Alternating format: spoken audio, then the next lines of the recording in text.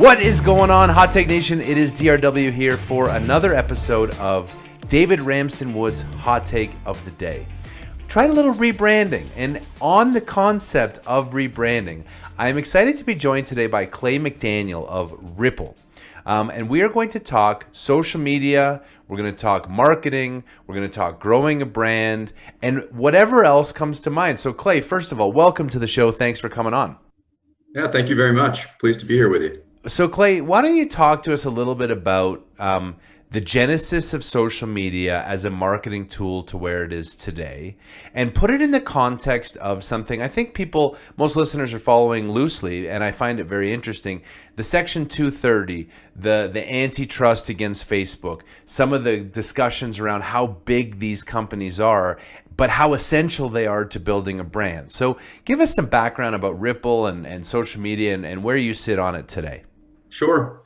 Well, a little bit of background on me and kind of how I came to this business, this company. I was actually one of the founders of one of the first national marketing agencies focused on helping companies really understand this space. And so going back to more than 15 years ago, when the first things to really emerge online in this kind of area were forums and blogs and a whole realm of websites that in the kind of early days of digital marketing began to emerge in a way that was sort of different than, but complementary to Google and Bing and search. And so one of the businesses that I started was just an agency out there to help big brands and businesses kind of figure out how to navigate this new realm. And at the time, honestly, it was really kind of a place that only the very largest companies and businesses and brands could begin to make an investment and kind of feel their way through it and figure it out. So I built that company, sold that, and fast forward 15 years, and now I'm helping hundreds of thousands of the very smallest businesses around our country and the world put their best foot forward and kind of really make their way and make their ability to stand out here. And so I think that the first and most important thing that social media did for all of us is just give us each a voice and an opportunity to kind of have this open, free dialogue on the internet that bridged distances and bridged gaps between people, city to city, but like country to country all over the world. And so it's taken off and become sort of an integral part of all of our lives because of the power and the opportunity for connection and expression. But that comes with also this incredible amount of power that the companies that provide the platforms for this exchange need to be mindful of and need to manage thoughtfully, carefully, legally. So where we're at today is we're in this interesting point where it's not just the big companies and brands that are able to build a presence on social media. It's all of us. Anybody with a side hustle, an interesting small business, a services business can establish a presence and really have a amazing impact on their customers and on building their brand awareness. But because it's also so threaded deeply into all of our lives, it's something that both as like individuals and as maybe a business owner and operator, we just have to be aware that it's constantly changing and it's going to be shifting and adjusting as the boards of directors and the company owners and the senior leaders at all of these social media platform companies continue to put changes and regulations in place that ensure that it's an environment for safe exchange. So before we talk about some of the specifics around building a brand and marketing, I wanted to get your take, given how important it is to your business, on Section 230 in particular. And for those, it's a big meaty topic, but I find it very interesting. And in the context, Clay, I don't know that you know this, but I was kicked off LinkedIn in September. And so I have a very an introspective view of social media, because on the one hand, I was creating a brand. I didn't mean to create a brand. I think most listeners know at this point that I just kind of like a dog chasing a car, and I don't know what I'm going to do when I catch it. But I built this brand on LinkedIn, and when the pandemic hit, I started posting very early on in March and April, talking about the stats around coronavirus. Interestingly, by September, they'd culled through a whole bunch of posts, identified 4 that they felt were false information, and suspended my account permanently. And it went from 17,000-ish followers and posting every day and 30,000, 40,000 views a day to 0, no appeal process, just you're gone. And So I'm curious your view, given if we had been building a brand together and I was on LinkedIn and then all of a sudden I got kicked off, that's a huge impact. So where do you stand on 230, censorship, and some of these things, deplatforming, et cetera, that you've seen in the marketplace? Well, I mean, I don't claim to be a regulator or a board of director member of one of these companies, but I'll tell you that, over the last 15 years, I've seen, we all have seen the likes of LinkedIn, Facebook, et cetera, go from, a small kind of platform for several thousand or tens of thousands of people to use, college students, independent business owners, to ones that are public companies that have, incredible sort of sway in terms of being a place to either originate or to amplify information that may emerge in some other channel, but then, take off and emerge like a wildfire on these platforms that have so many users now. And so, my point of view, honestly, is that there's a delicate balance that has to be taken right now between, honestly, like sovereign governments and regulators, the boards of directors and the owners and senior leadership of these companies, and then all of us. Like we actually have, there's kind of a, I think a three sort of pronged approach to ensuring that these incredibly important platforms for expression and information exchange are not abused. And I think, so that we have a role of the regulatory bodies in the countries where these companies are incorporated that you now see emerging in a more kind of proactive and more intentional way. You see the role of the boards and the senior leadership at these companies going from, one that was maybe kind of a learning and a listening exercise to a much more proactive and intentional approach. And honestly, all of us are learning. And so daily, we at the company have conversations about not just the privacy and the protection of the information of RIPL's users, but ways that we can provide education and information more directly to all of our tens of thousands of customers about how they should think about the role that social media can play in their communication efforts and strategy, but also just even as individuals, the role that we have to play in how we use these platforms. So, yeah, I mean, my feeling on it is that we're about, 14, 15 years into this industry, and that if you look at the kind of long arc of many other industries, particularly ones like major news media, the entertainment industry, it often takes decades until we're able to find kind of that right balance between the role that we all play as individuals using these tools and platforms, the roles that the regulators need to play, creating kind of a safe environment for the companies and the individuals like us that use them to kind of be in balance together with each other. And frankly, for, the senior leadership teams of these companies to kind of learn and feel their way through what works best to strike that balance. It is pretty interesting. I certainly early on, I seem to miss all the trends in investing. I've been very focused on energy for the last 20 years, but I always thought the social media companies were like newspapers. They were like television companies. I mean, they're clearly not, but that was the comparison. And for years I was like, but I mean, they sell ads. Yeah, they have users generate content, which they sell ads because everything we get, as you said, is free, and it's this huge platform that you can access. And yet they've really evolved their business to be a lot more, where they have the data storage, they have the cloud, they have the business use. It's very interesting. So as we talk about RIPL, where do you focus your clients in terms of building their brand? Are there platforms? Is it a multi-platform? What do you do when you first meet with a company and say, hey, you want to build a brand? Here's how RIPL can help. Yeah. Well, one thing about RIPL is that it's such a low-cost software tool, and it's available to any small business out there. So we don't have a single salesperson. We don't have anybody in the company that is, spending hours and hours with you. We let you just dive in, register, use the software, and just really have at it yourself. And the idea here is that what we've built with RIPL is we've built something that should be a few minutes easy for you to kind of dive in and learn and begin to develop your own sense of how your style and your brand and your voice should show up on social media for your business.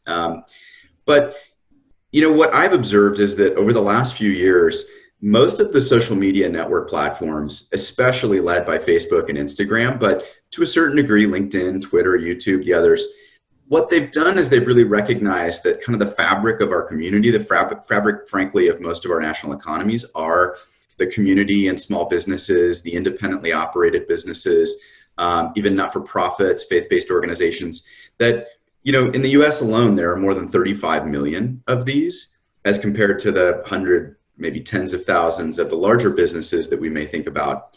And because there are so many, and because they're so critically important to kind of the fabric of our just daily life, the social media network platforms have kind of pushed up in terms of the opportunities and the chance for those kinds of businesses to really have a meaningful presence and a meaningful opportunity to connect and engage with their own customers using their platforms.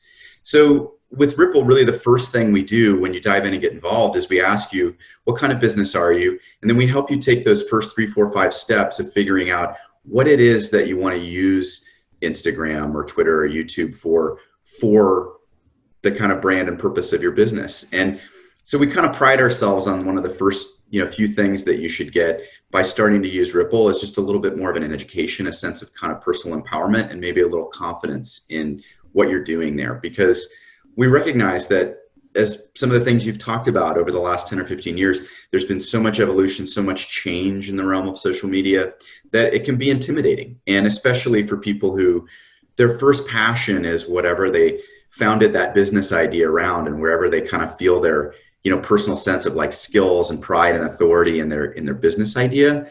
What they want is a tool that just helps them day in and day out make good choices and kind of show up best and have a presence that they can feel proud of and they can use to kind of have that engaging dialogue with their customers on social media. So that's really some of the first few things that happen when you start to use the software, is it just helps walk you through those choices. And so talk to me about the genesis of building the software. So the view was, someone could have a social media brand, but a brand manager or a marketing manager, but these companies are small. It's a restaurant. It's pick your small business, and they probably can't afford it. So talk to me about what caused you to start RIPL and how you've seen it grow and evolve as the social media platforms have changed and as we've seen so much traffic driven off of the platforms. Yeah.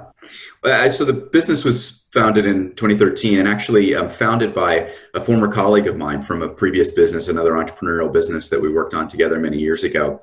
His name is Paul Ingalls, and Paul had this central insight, which was that he was starting to talk to and engage and kind of understand the ways that micro influencers, people with maybe 100 or 300 followers, but who had an outsized presence for themselves, like yourself, somebody who's got a real point of view and a voice, and was using social media and the online platforms that were kind of emerging in the 2000s to begin to establish a kind of personal but at a distance relationship of communications with hundreds or maybe thousands, tens of thousands of others across the web and the world. And his insight was that the things that worked best on social media were little pieces of micro snippets of content that were animated or were short videos, and that could kind of pop and stand out from all the rest of the things that may be in your feed that were just text or single images. So his initial kind of piece of technology and insight and idea was, let's kind of bring that ability to make something that's in motion and has motion graphics and can look and feel like your brand and like your business colors and sort of like you, sort of an authentic animated video snippet of yourself and your business and help you bring. So kind of the original meme game, right? Is that sort of what we're talking about? Think about what memes did to kind of bring certain economic and political and other kind of pop culture ideas to all of us through all these social media channels in the early days. What the big brands figured out fairly quickly was, if we could use just 5-10 second little video snippets, we can basically use social media as a way to kind of stand out and above the crowd. What Paul's insight was, well, there are tens of millions of these small businesses, and we actually have personal relationships with those founders. They're so important to our daily lives where we live, work, and play. Let's give them that same ability to kind of have these little professional looking, fun, standout videos. And so that was the original kind of piece of the tool that was built. In the last 4 or 5 years, what we've done is layered tens of thousands of individual templates on top of that. We've brought in stock media and photography, high quality music, fonts, colors, everything you need so that you as a small business owner don't need to now go out and hire an agency, hire a videographer or a photographer. You have the tool set right there in your hands, and you can use it on the go because it works on an iOS device, it works on Android, or on any desktop or laptop through a browser. So the idea really was, bring video to these small businesses and kind of put the tools in their own hands to just put their best foot forward and feel great about how they show up and look on social media. I mean, it is interesting too, thinking about 2013, because I know one of the appeals, or at least from what I've seen on Twitter, is the most entertainment is certainly these GIFs or memes or short videos where people have added text and taking very well-known scenes in movies and then ascribing some very different thing to them. How given the proliferation of individuals, and especially in 2020, so many people are working from home. For those who are following the no household engagement rules, they're also like not leaving their house, and so they've built this whole social media brand as a person to entertain themselves, quite frankly. I mean, I'm sure users of Facebook and Twitter and YouTube and everything are up enormously in 2020. How does a business who's trying to like push forward a brand separate themselves from the individuals that are just having fun? Yeah, well, I think one thing to recognize is that we're mostly looking to our social media channels as a way to pull information in, to kind of learn, to keep ourselves educated, occupied, maybe entertained, as you say, from time to time. But honestly, the amount of new information that's created and published has not gone up particularly out of everyday consumers, individuals like us. We're roughly making and sharing about the same amount of pictures and updates and information across WhatsApp and Instagram, Twitter, et cetera, as we were over the last 5 years. So that hasn't really changed. What's changed is the amount of time we're spending reviewing our feeds and consuming information. So in the last 5 years, almost 1 hour of time has shifted away from television and print media to social media that we're spending in terms of where we get our information daily. And that's now accelerated with the arrival of, as you say, stay-at-home orders and sort of all the changes to our experience since the onset of COVID-19. And so really what that means is it's been a boon for small businesses who are kind of savvy enough or have been pulled to understand that the internet and these social media platforms are the low-cost, instant, sort of democratized way for them to still communicate frequently and directly with their customer base, even though they may not be seeing them in their stores or their restaurant or their shop quite as frequently as they were, prior to March. So I'll just give you two quick examples. Yeah. Real estate agents, of whom we have more than 20,000 today using our software, have found that over the last 8 or 10 months, there's still a really buoyant residential real estate market here in the US and around the world, but they're not able to spend as much time face-to-face with their customers and clients, not able to perform open houses the way they used to. So they're now increasingly relying on digital tools and on animated videos, short videos on YouTube, on Instagram, on Twitter, to be able to kind of conduct those virtual tours of the homes that they have on offer. And increasingly, like, we hear stories from our customers that they're engaged in these 6-figure, 7-figure transactions, helping their customers buy and sell homes, where the entire experience has been digital and helped kind of along through images and short videos and being able to see and imagine themselves in that home environment as a result of using something like RIPL and their social media platforms. Another example is restaurants. We see thousands of restaurants who may have previously woken up on a Monday morning and thought that what they needed to do for their menu was, send 500 copies to the printer, and are now finding that Instagram is the place they need to first and most frequently post their menus, because Instagram is where many of their customers are going first to figure out what they want to select and take away from curbside pickout or for delivery. So honestly, I think what we're seeing is that the rise of social media for small businesses is sort of a critical platform for their regular communications to their customers and prospective customers.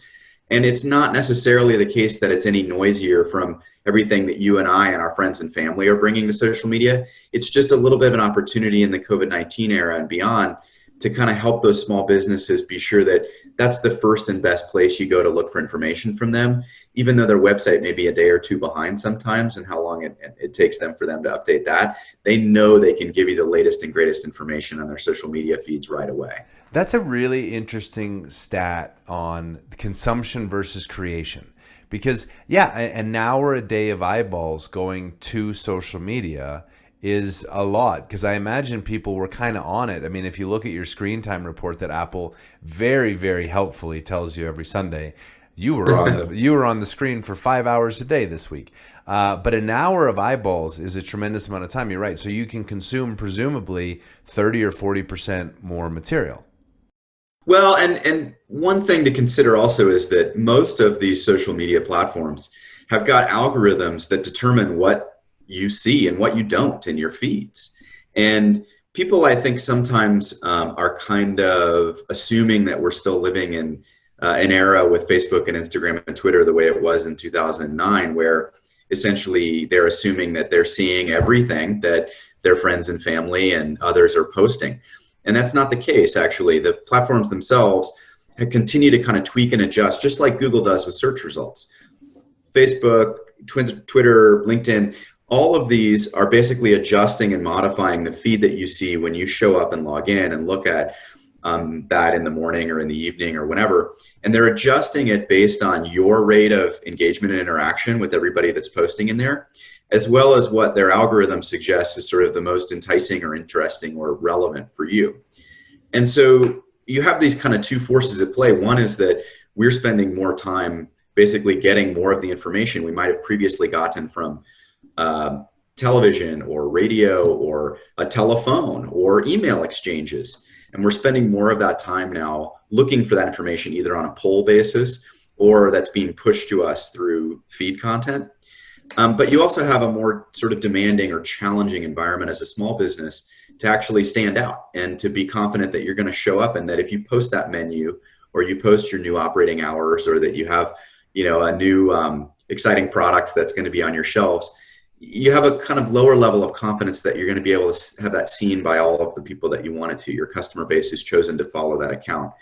And so where RIPL comes in is it's really like kind of a Swiss Army knife that helps you just make sure you can get the best way to kind of ensure that information is able to sort of stand out and rise above the rest of all of that sort of noise in the feed.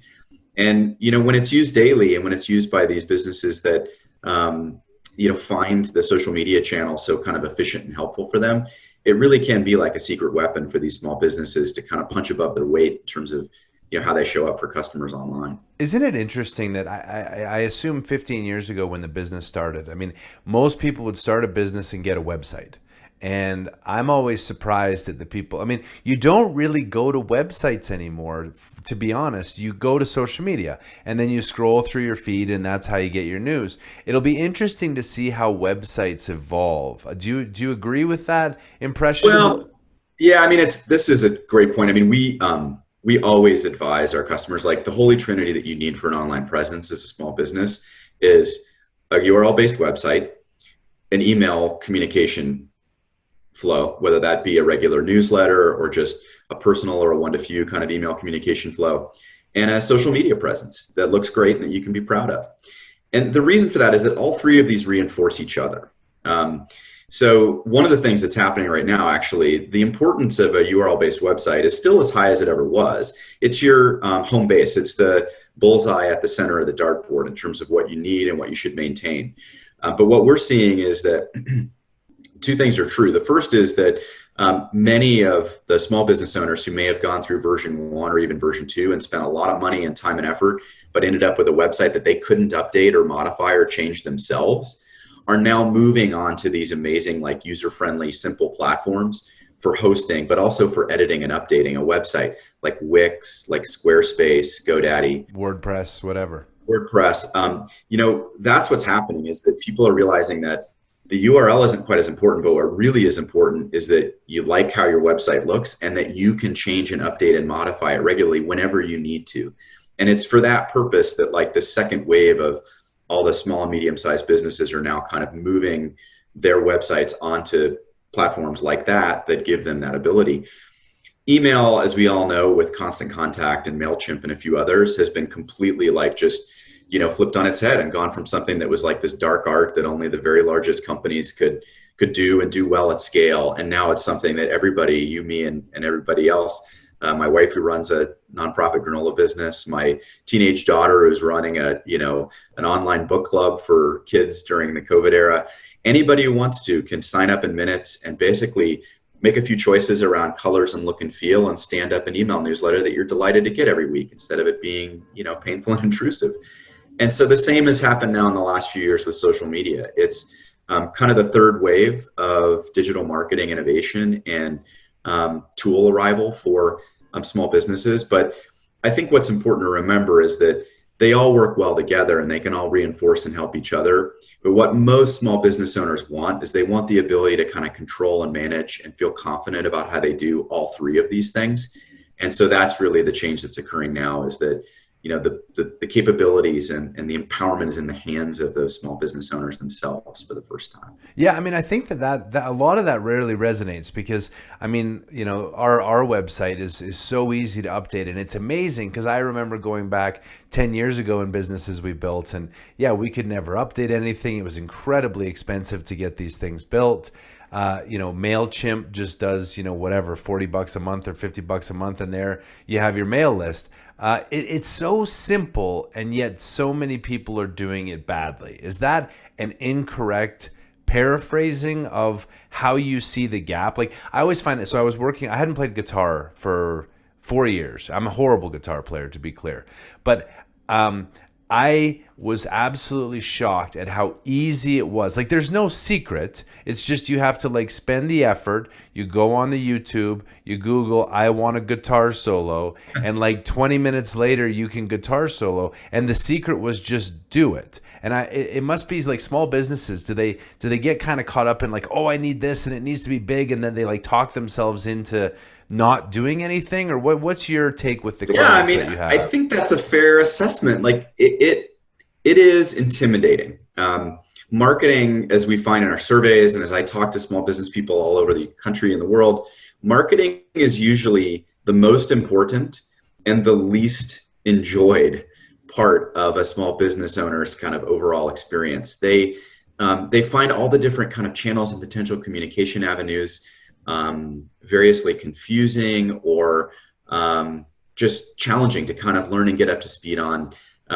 They oftentimes feel that they're proud of their skills and proud of their kind of special area of expertise, but not quite sure that they should be kind of, you know, beating their own drum, like, you know, being out and outspoken and sort of regular and communicative about that. They kind of have more of a sense that, well, if I'm great at what I do, like, you know, the world will kind of beat a path to my door. It's that old sort of Horatio Alger kind of build a better mousetrap kind of a mentality. And so what we, you know, are trying to do is basically help these small business owners who may have kind of low confidence, but who have high skills and high pride, sort of connect the dots between those two and just help them get over that hump of not feeling like they're ready to yet pick one of these social media platforms or channels. They're maybe not ready yet to kind of create and publish something daily and have that kind of regular rhythm and daily presence and frequency on there.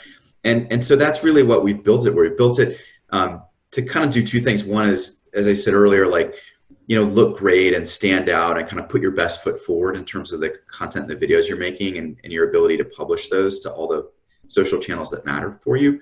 But at an even higher level, it's kind of built to give you a little bit of some confidence and education and build a habit.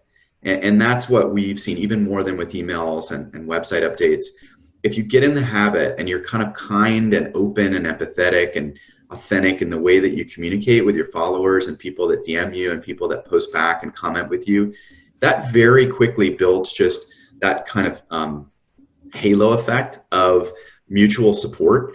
And that's when the flywheel really starts turning, as you see your customers and fellow community members, other small businesses that say, oh, this is a business that's important to me and I want to give them a little bit of my own love. I want to @handle them. I want to, you know, use their hashtag. I want to post about how important they are to me.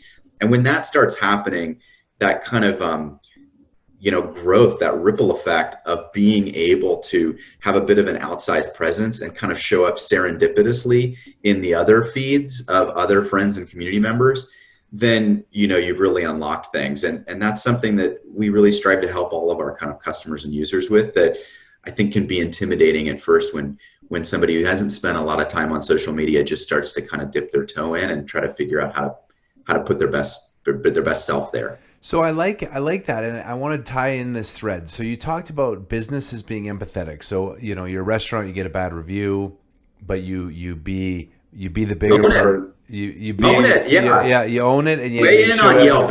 Something on Yelp or something on Google Maps that somebody had a bad experience, or they didn't like a menu item, or they thought that you were too late to arrive for their delivery. Like, weigh in and say, I'm sorry you had that experience, and we always strive to do this, that, and the other. Like, let's see how we can make it right for you.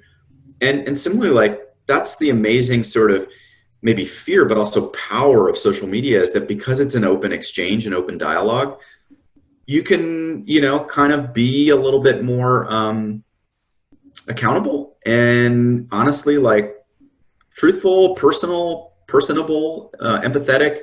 And those are the characteristics that thousands of years ago, in the days of the bazaar and the souk, that customers sought out in their merchants.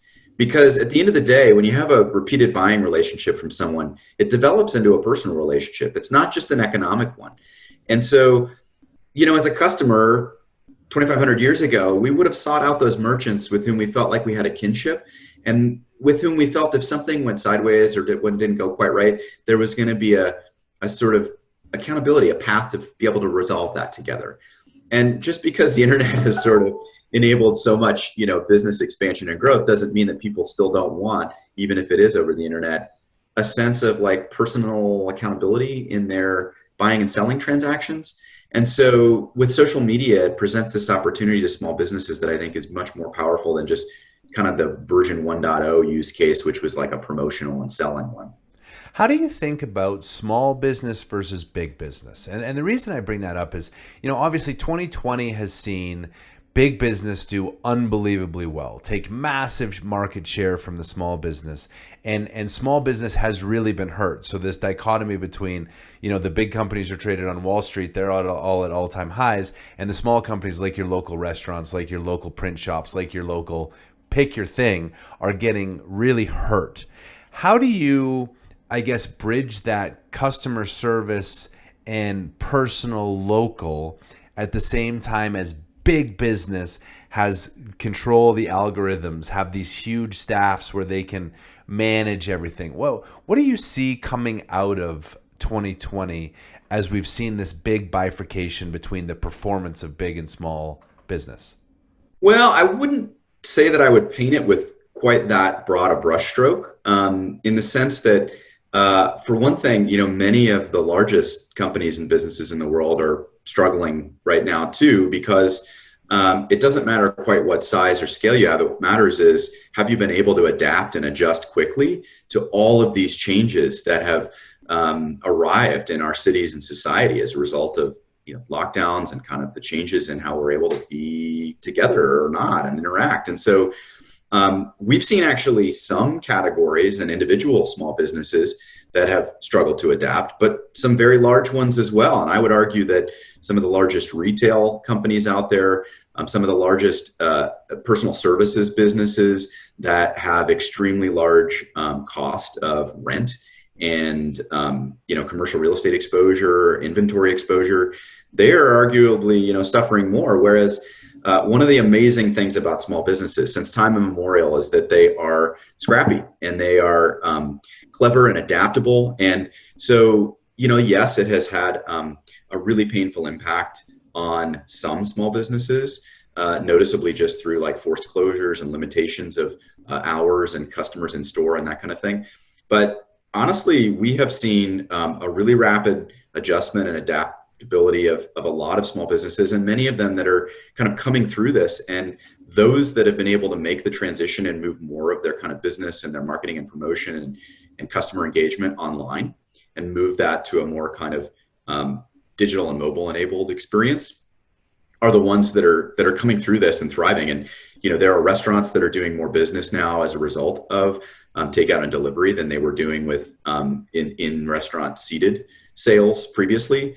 There are many personal and professional services companies that have found a way to safely adapt to this environment and just adjusted a little bit of their operations and have really leapt ahead and leapt forward in terms of the proportion of like their local and community services they're providing, because of the fact that they're always on, they're hungry and scrappy, they're ready and rocking and ready to be there helping you out when some of the larger companies had to just put strict closures in place. So my point of view is that like I'm more optimistic, I'm more hopeful about the opportunity and role for small businesses now as I look at 2020 come to a conclusion than I ever have been. And a couple things you should know. One is several of the companies that are like growing like gangbusters are the likes of GoDaddy and Wix and Squarespace, because 2020 has seen the most significant move of new and newly formed and established businesses onto these website hosting and e-commerce platforms than any previous year. Something else to note, 2020 will go down as the year that had double the rate of small business formation, LLC and sole proprietorship formation of 2019. Interesting. So with all of the disruption in our economy and society, one of the things it's doing is minting an awful lot of new entrepreneurs. And so people that maybe were saying, boy, I'm going to have to like grit it out and kind of work my way through the next few months, but I've got this passion for making, specialty silver jewelry. Well, I can just go and, license Shopify, set up a personal website for myself, quickly integrate that into Etsy and Amazon Marketplace and eBay. And at night, instead of, watching another movie, I'll sit down for an hour and find a way to grow this additional income stream for myself. And many of those people are finding that fairly rapidly, if they can stand out and make that into a meaningful revenue stream, that if that more traditional sort of old school job goes away, they can press on and sort of be, one of those millions and millions of newly minted entrepreneurs and make a life of financial freedom for themselves, just using these digital and online tools. So I would just say, this has no doubt been an incredibly difficult and a challenging year for many, many small businesses, but for many big ones too. And because small businesses have lower overhead, lower exposure, lower capital, and can be a little bit more nimble and can adjust, I feel confident that like the ones that have made this digital transition or that are in the middle of it now and are willing to make some adjustments are going to come out and find that as soon as the vaccine is just widely distributed, they will once again show themselves to be, honestly, the most important companies in our lives. Well, I got to tell you, I love that optimism. I love your view of the way that small business can thrive, and nothing stops them. And I think that for those who are in a career transition or have seen 2020 be hard, there's a lot of things a lot of people are really good at, and by being empathetic and connecting and using the trilogy of email and social media presence and website, you too can build a business that thrives in 2021. And I think that's really great optimism at a time when I think it's needed. Now, last question for you, Clay. If you could go back and talk to a younger version of yourself, say 15 years ago, knowing what you know today, what advice would you give yourself that would really accelerate the businesses you've built or your career that you would give to other young people listening today? Oof. I have to say, there's a really sort of short, pithy phrase that stuck with me for the last couple of months, and I'm going to blatantly acknowledge its source. Anybody who's seen the full first season of Ted Lasso may remember in one of the episodes, he sort of gets the better of someone, and his comment at the end of it is, "Be curious, not judgmental." And the thing that I love about this, and if I could go back and tell my 30-year-old self to be more curious and not judgmental, is that it's advice, it's counsel that at any age, at any stage in anybody's career is always a good reminder and can be useful. And, I was at a point where at the early arrival of social media, at kind of the midpoint in my young career, I was at a point where I felt that I really had some clever ideas and that I should just run and go as fast as I could at those, and to do that independently, to do that on my own. And I think from time to time, I may have it kind of pushed against a wall that if I had been asking more questions and been able to kind of be open to the help and advice of others, I might not have hit my head against a few too many times before figuring out how to go over it or around it. And yeah, so I think, asking for help, as I've learned as I've gone on in my life and career, is really a superpower. And if I could go back and tell myself to just, over-index on curiosity and try at all costs to avoid quickly rushing to judgment, that probably would have been the thing that would have, helped me most at a time where making mistakes on my own was sort of a badge of pride, but I could have avoided a few of them by just asking a few more in my family and colleagues and career buddies for help. Curious, not judgmental. I love that advice. Now, where can people who are contemplating their next step on social media and maybe feel like they could do a better job, where can people find your tool, and how is it priced? I mean, one of the advantages you talked about is you really can replace a marketing manager for not a lot of money. So talk just where people can find you, follow you, find the app, and jumpstart their own business. Yeah, you got it. It's ripl.com, RIPL.com. You can sign up, register there, and give it a try. We offer free trial to anybody and everybody. It's a really low-cost, simple subscription service, and powered by software that runs on your iPhone, on your Android mobile phone, on tablets, and on any laptop or desktop computer. It's less than the cost of a lunch a month. We have one and only one subscription. When you sign up and try that free trial, it's going to unlock all the premium features, everything that you can use in there. There's no tricks around the side or up leveling or anything else. You just quickly choose a plan, whether that be monthly or annual, and off you go. And you've got a full week to decide if it's going to help you out and it's for you. It's also in the app stores. You can find our app. It's one of the top business and productivity apps in the app stores. Just search on RIPL, RIPL, and you can pull it down to your mobile phone and give it a try that way too. And yeah, I mean, we don't even think of it necessarily as replacing a marketing manager or something like that. Honestly, we're usually the tool that the actual business owner or operator themselves is using, because they don't have a marketing team, but they want to look great, stand out. And so, for giving up maybe a couple lattes or one sandwich a month, they can take all that like power and creativity that they've built their business on and allow themselves to show up and look great and stand out on their social media feeds. So my last piece of advice for people that want to give it a try is don't try to do it all. Just pick one. And if you're most comfortable with Instagram, or you're most comfortable with Facebook, or you're most comfortable with YouTube, just pick the one where you're likely to spend time, where you kind of already understand how it works. And just begin there and start having a presence and be open to communicating directly with the folks that care about your business and would like to hear more from you there. Awesome. Well, Clay, I really appreciate it. I think a little optimism, a little curiosity, and those are the tools that people can move their lives forward. And I really appreciate you spending the time and sharing your story. Yeah, you got it, David. I've loved spending the time with you. It's a wonderful way to start the week. And thanks for the thoughtful questions and just this opportunity to chat together. I really appreciate it. Thanks so much. And for listeners, don't forget to subscribe. We do this to help build people's knowledge base. And I feel very blessed by the guests that we get to have because I find that they're all very, very insightful. So subscribe on YouTube, subscribe wherever you listen to your podcasts. And until the next one, be safe, be good, have a great day.